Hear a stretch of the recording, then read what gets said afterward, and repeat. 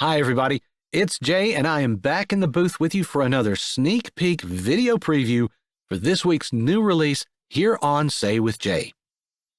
Our new release this week is Cowboy Looking at Me.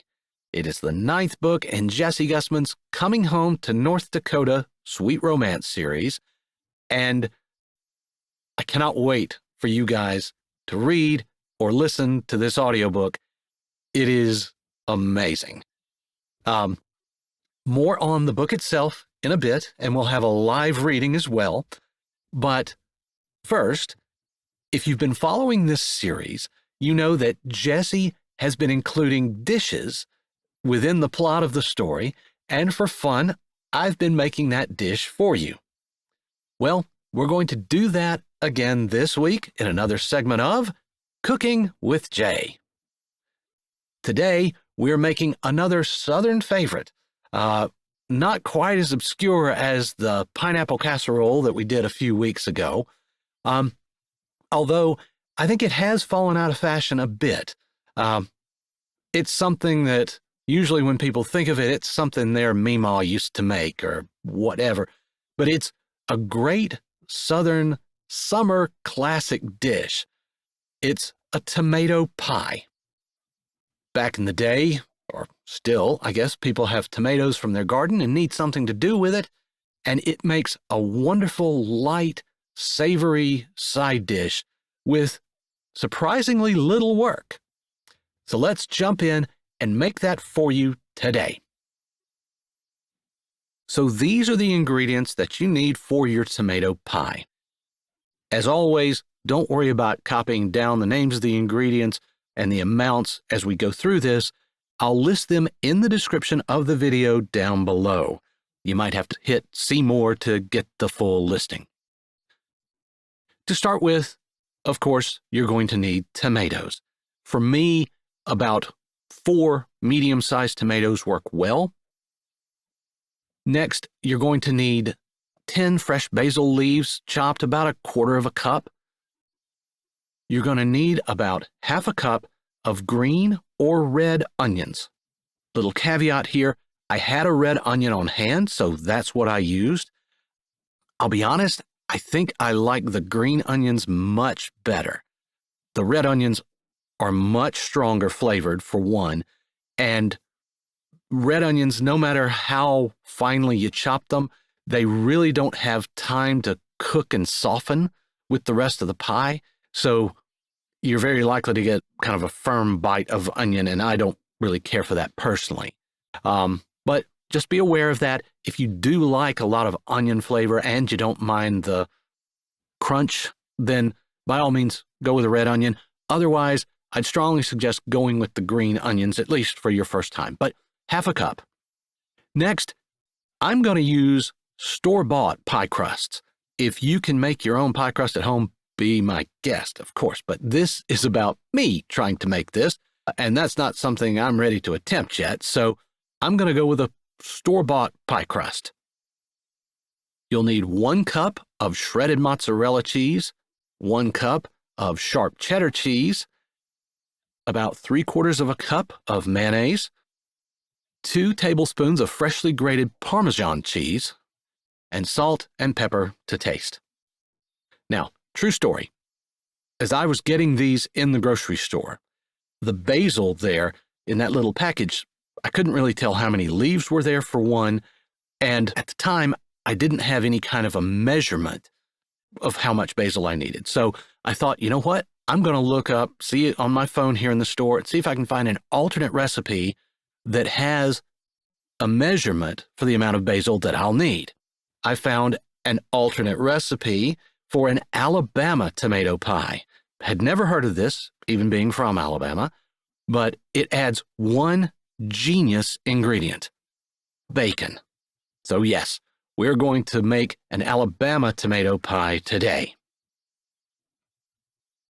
So your first step is going to be to cook that bacon. You're going to want to cook it however you like, in a skillet, in an oven, but you're going to want it good and crispy because you're going to crumble this up into pieces. Next, you're going to want to slice your tomatoes. You're going to want to slice these nice and thin, not paper thin, but you don't want really thick slices. Once you have your tomatoes sliced, you're going to want to lay them out and allow some of the juice to drain. In fact, you're going to want to get them as dry as possible. Now, I used a wire rack here because it kind of looked better for the video, but I think the more effective way to drain your tomatoes is to get you some paper towels, several layers thick, and set the tomatoes directly on them. The point here is you want to get them as dry as possible. You want to pat them dry with paper towels. And then you want to sprinkle salt on them. That's going to help pull more of that moisture out. While the tomatoes are resting, go ahead and prepare your pie crust, if you're using the store-bought like I am, in your pie pan, and you're going to want to bake it to the manufacturer's label instructions.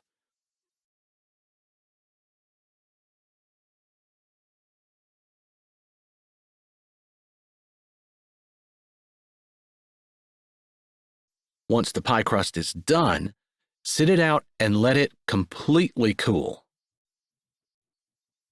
You should have some time and keep patting down those tomatoes, again, just trying to pull as much moisture off of them as you can.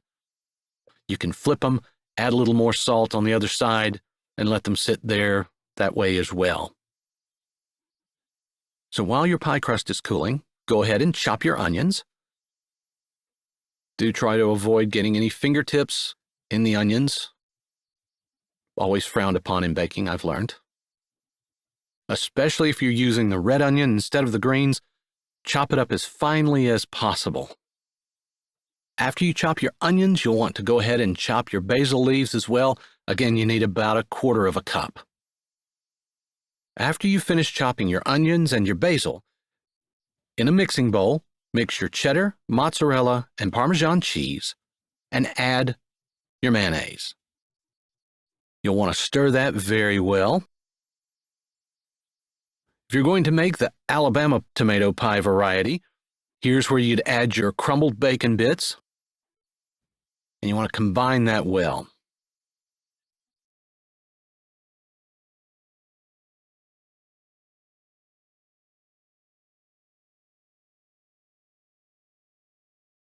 Now take your cooled pie crust and let's assemble our tomato pie. Give them one final pat before you do this step, but you're going to layer in your tomatoes.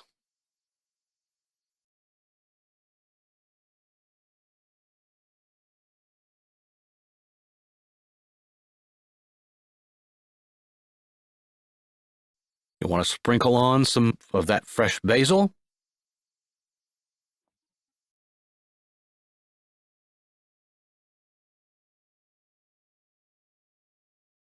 Followed by some onion. And again, depending on how many tomatoes you've got, you're going to repeat that. And it's not necessary to have it completely loaded, by the way. I mean, if you've got enough for one layer, that's perfectly fine. Or 1.5 layers. You just want to spread out what you have, then add the rest of your basil, add the rest of your onion, and then we're going to add our cheese mixture on top of that. A great tip I read somewhere. Once you get that poured in, rather than trying to fight spreading this, because as you can see, it's still pretty thick, by far the easiest way to spread this out nice and evenly is wet your hands and then just spread it out by hand. You'll knock it out in less than a minute. Once you finish spreading the cheese mixture over the top, place it into your preheated oven of 350 degrees for 30 minutes or until it's nice and golden brown and bubbling. You're going to want to let it rest for at least 15 minutes before you cut and serve. So that is how you make a tomato pie. I'll add a couple of little comments here. Already mentioned that the difference between the green onions and using red onions. If you are making this for the first time, I'd strongly recommend going with green onions. Little less of an oniony flavor lets the tomato and the basil shine through a bit more. Secondly, make sure you get those tomato slices as dry as you possibly can before putting them in the pie crust. And third, and it pains me greatly to say this, but I'm not sure I really like the bacon in it more than not. Now don't get me wrong, love bacon, and this was a good dish with the bacon in it, but it isn't nearly as traditional a tomato pie. A traditional tomato pie is a very light, summery side dish. When you add the bacon, it just changes the complexity of the dish to me. It becomes almost like it kind of reminds me of a breakfast casserole almost. It just seems a heavier, stronger flavor than the light, summery, savory tomato pie without it. Try it either way, but just keep in mind there are two very different ways to make it, and the only difference between the two is the addition, or not, of the bacon. All right, hope you will try it. If you do, please let us know how it turns out for you in the comments. And now let's get back to this week's preview. Cowboy Looking at Me is one of my favorite books in this series just immediately, because in addition to having the normal warmth and wisdom and typical clean, sweet romance that you know Jessie Gussman for, she starts the story off with such an amazing, it's not really a twist, but it's a very unique setup to the story. And I don't want to spoil any more of it. So I'll actually borrow from Jessie's description on the Amazon ebook page for Cowboy Looking at Me. In that, she says that Brawley Powers has made a mistake that he's regretted for almost a decade, but he didn't realize that he had a daughter from that night until a stranger comes to town and puts the pieces together. Brawley sees the truth, but he's not sure if the mother of his daughter even knows who the father is, and whether she does or not, if she'll let him be a part of her life.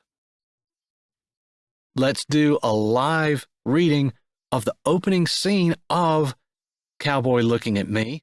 I hope you will enjoy it and then come back this Friday to hear the entire thing, or go to Amazon and buy the ebook version of Cowboy Looking at Me. They'll both be available this Friday. All right, so here is your live preview. Thanks for listening. Come back and see us this Friday here on Say with Jay. Do you really think he doesn't know?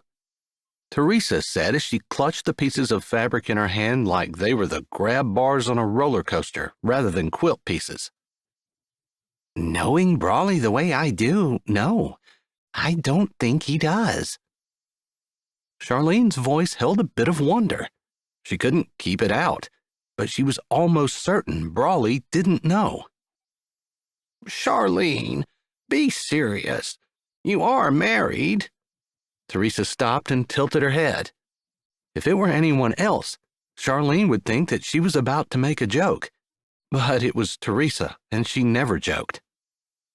Of course, you don't have children, so maybe you don't. I know exactly what you're thinking, and I can explain it to you in detail if you seriously need me to. No, thank you, Teresa said quickly. She didn't mean for the words to come out humorously, but Charlene chuckled.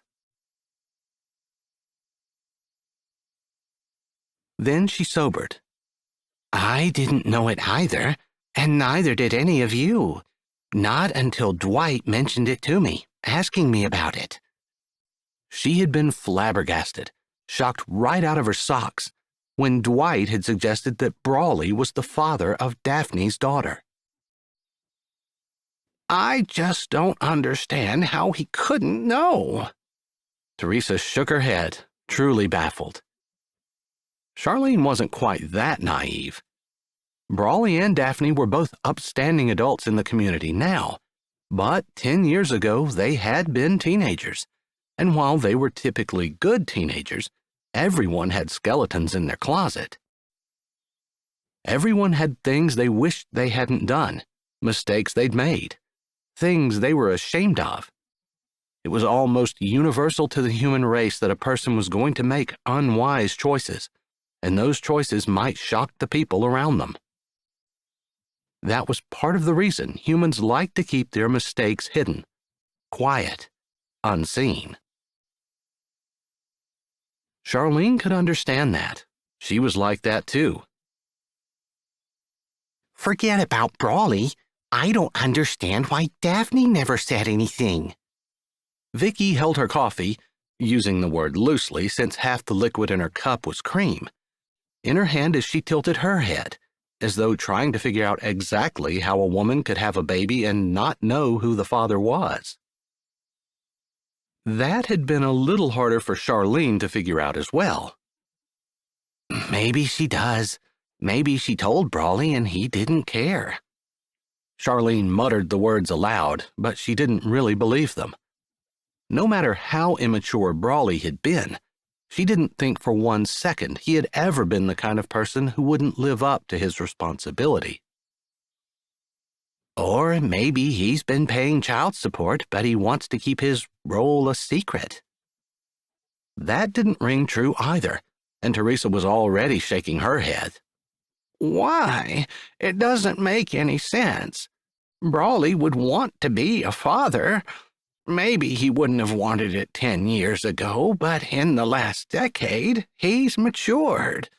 At some point, he would have stepped up and said he wanted his daughter to know him. Charlene had to agree with Teresa. I just can't believe it's possible that neither one of them knows. Oh, come on, ladies. Surely I wasn't the only one who did things in my teenage years that I shouldn't have done, things I regret, things that if people knew I had done them, they would be shocked. Charlene had a lot of things like that. It wasn't that she hadn't been smart.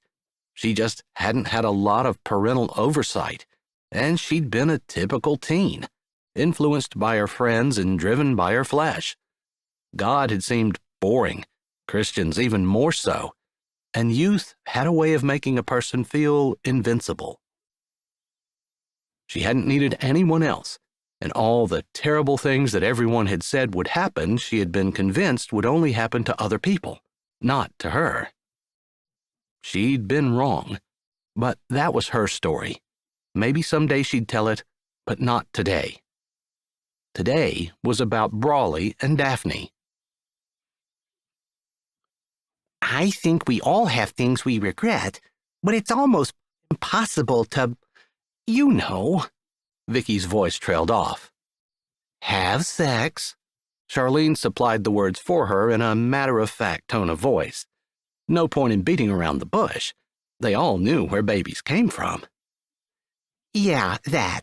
It would be hard to do that and not know who you were with. Or when you showed up pregnant 9 months later, to not know who the father was, or for the father not to notice it was exactly 9 months since they, you know, had sex, Charlene said dryly. She wasn't sure what the issue was. It was a natural act that humans had engaged in since they were created in the garden, an act instituted by God himself. You might be surprised at the things men don't notice. Again, Charlene's tone was very matter-of-fact. It wasn't exactly a shock to the rest of the world that men noticed everything that wasn't important and nothing that was. Not to be negative. Kathy, over in the corner sitting at the quilting frame, held a needle in her hand, but it was still. Whether Brawley knew and why Daphne hadn't told anyone were puzzles none of the peacemakers had been able to figure out. But that hadn't stopped them from putting their matchmaking plan into motion.